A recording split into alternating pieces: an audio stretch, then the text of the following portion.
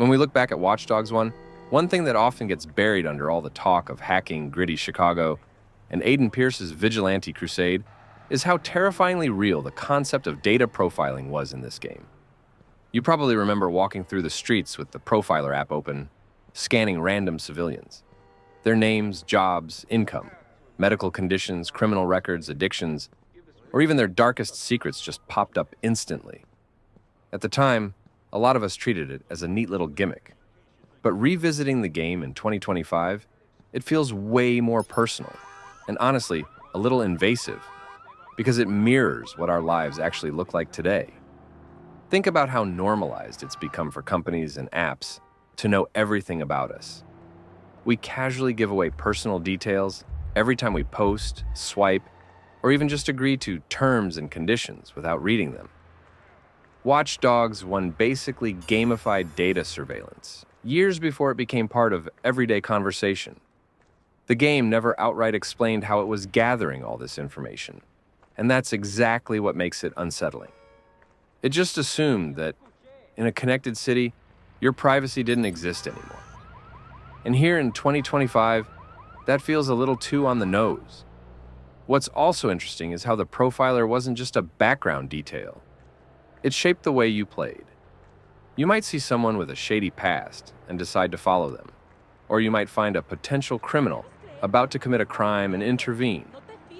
But on the flip side, you'd also stumble across heart-wrenching details.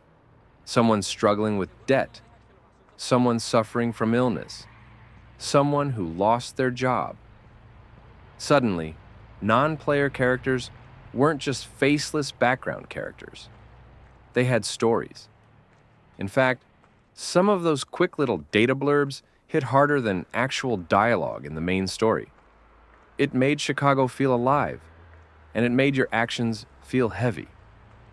In a way, Watch Dogs 1 was ahead of its time by showing us how information itself could be a weapon. It wasn't just about hacking bridges or traffic lights.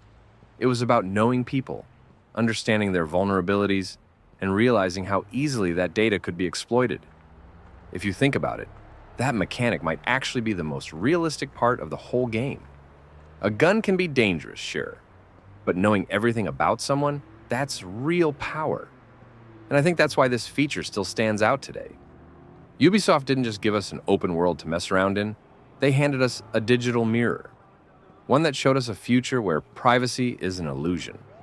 A lot of people criticized Watch Dogs 1 for overhyping itself, but if you revisit the profiler now, it feels less like a gimmick and more like a warning we didn't take seriously enough. So, next time you boot up Watch Dogs 1, try walking around Chicago with the profiler on for a while. Really take in the details. It's creepy, it's fascinating, and it might just make you think twice about what you share online. Because in the world of Watch Dogs, and honestly, in our world too, your data is never really yours.